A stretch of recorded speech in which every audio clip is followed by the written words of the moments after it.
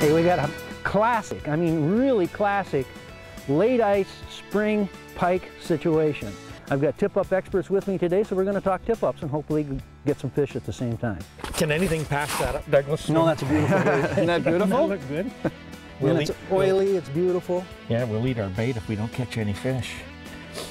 Now, how far off bottom do we want that set? What's ideal? I like it higher than lower because they always seem to be cruising through. And the interesting thing right now, and Doug, we've written about this, Tom, is northern pike. You can make them active or inactive in a lab setting simply by turning on the light or turning the light off. And the amazing thing, when there's a little bit of snow on the ice, all day long at high noon, it is absolute perfect light conditions. It replicates morning and evening in open water period. Now, we don't have much snow here, so I'm kind of thinking they might be a little bit deeper, but I mean, this is ideal visual feeding conditions right now.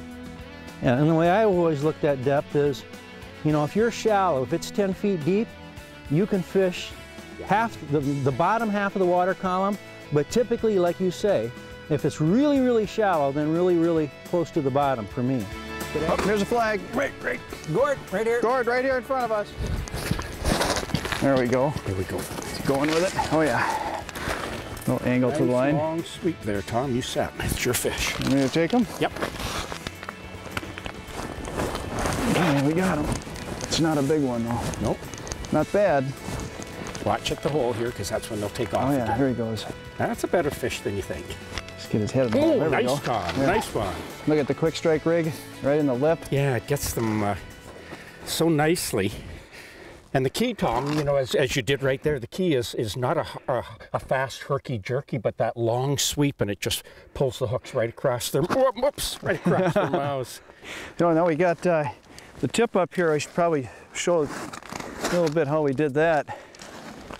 You know, when we're using these bigger baits, and as we raised up the whole tube mechanism here a little bit, it gets a little bit higher angle on the flag. And then when that line comes off, that trip shaft catches, and it's just not the notched end, you know, that of course helps with the bigger minnows, but also the fact that that pushes up the flag wire. Yes. And it has to push it down slightly. It catches a little bit, which helps out when you're using these bigger baits. And another thing sometimes we'll do is we'll actually bend the flag wire a little bit too, Gord, which does the same thing. That means that that flag wire has to travel just that much further up and then push down slightly before it catches. That really helps when you're using these bigger baits. And I'll just get this one by myself here. Turning very slowly. With the quick strike rigging, if the fish is just straight down below the hole, you don't want to hit him. You want to let him just get off just a little to the side. And then all you got to do, you don't have to even set, you just start pulling. There's no way those small hooks will not come out of the flesh and into the fish. You know, we introduced the quick strike rigging into North America in the middle 1980s. And when we first experimented with it, we were, you know, using English and European methods. And we caught 44 straight fish on 44 straight runs early in the year. So it definitely does work. There we go.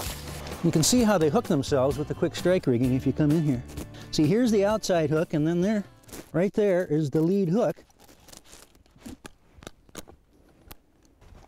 There.